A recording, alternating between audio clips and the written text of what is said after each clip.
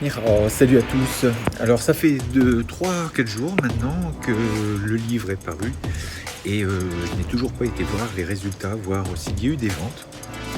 Alors je suppose que oui bien sûr, mais tout ça pour dire qu'on a souvent peur un petit peu de voir les résultats, peur de les accepter, peur de se retrouver face bien à la réalité et de se dire ça n'a pas marché. Mais en fait quand on passe le cap, on se rend compte que de toute façon, quoi qu'il arrive, on ne le fait pas forcément non plus pour cet objectif-là. Parce que le premier objectif, il est rempli. Et oui, le premier objectif, c'est de le faire. Donc ça déjà, c'est un pas énorme sur soi. Faire les choses. Parce qu'il y en a qui resteront toujours au stade du « Ah, si je pouvais le faire ». Mais ceux qui passent vraiment à l'action, combien y en a-t-il?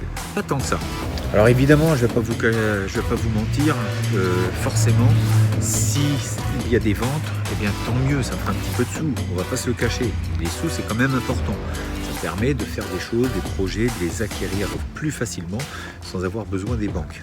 Ce qui est assez incroyable, c'est ce manque de confiance que l'on peut avoir. Alors heureusement, les arts martiaux font partie, il n'y a pas que ça bien sûr, mais ça fait partie aussi justement de la capacité des arts martiaux à nous amener cette confiance.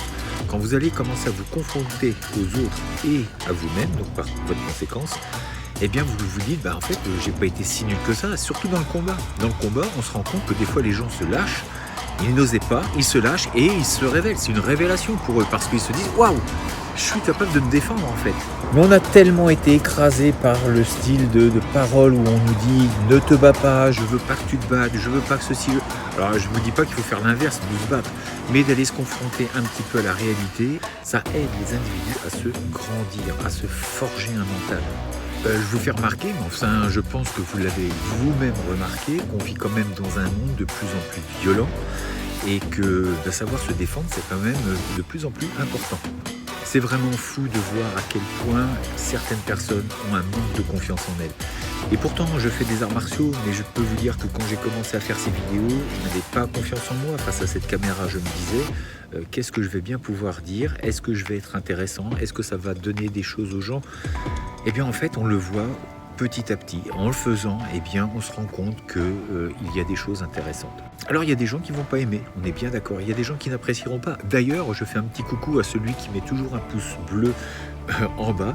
Je suppose que c'est la même personne. Je suis désolé, mais ça va être un challenge. J'espère bien qu'un jour, elle me mette un pouce vers le haut. Alors peut-être qu'elle peut me mettre aussi en message privé ce qu'elle veut comme type de vidéo. Et puis, j'essaierai de faire quelque chose juste pour lui faire plaisir.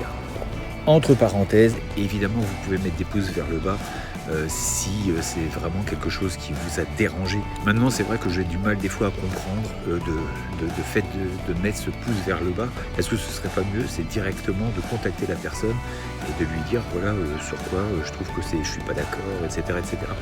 Perdre le temps de mettre un petit pouce vers le bas. Personnellement, je ne sais pas. Je crois que, j'ai jamais fait ça, mais je vois pas l'intérêt. Mais je ne me plains pas parce qu'il y a plus de pouces vers le haut que de pouces vers le bas. Ce serait l'inverse, je m'inquiéterais un petit peu plus quand même. Bref, que celui qui met le petit pouce bleu, il continue, comme ça fera une présence. Alors peut-être que c'est pas le même, mais je soupçonne que c'est la même personne. Pour en revenir à ce que nous disions, la confiance en soi est terrible et peut faire énormément de dégâts. Le problème de tout ça, c'est que quand on n'ose pas s'infliger un peu de douleur dans nos projets, de se dire allez j'y vais, je saute le pas, eh bien la seule chose qu'on risque vraiment, c'est qu'un jour on va regretter. Parce que le temps passe, et ça c'est quelque chose que même si vous êtes riche, même si vous avez tout l'argent du monde, on ne peut rattraper ce temps. La seule chose que l'on sait, c'est le moment présent. Le passé il est fini, on ne peut rien en faire à part garder des leçons. Quant au futur, eh bien, il se dessine par rapport à ce que l'on fait. Et si nous ne faisons rien, eh bien, ne pensons pas que notre futur change. Nous aurons la même vie que l'on a eue avant, parce que si notre état d'esprit ne change pas, nous ferons toujours la même chose. Donc, en engageant des actions différentes, en se confrontant à nos peurs, alors nous avons toutes les possibilités de changer et de devenir d'autres personnes. Je vous dis à demain pour une prochaine vidéo. D'ici là, restez forts, restez beaux et surtout, restez bienveillants. 再见。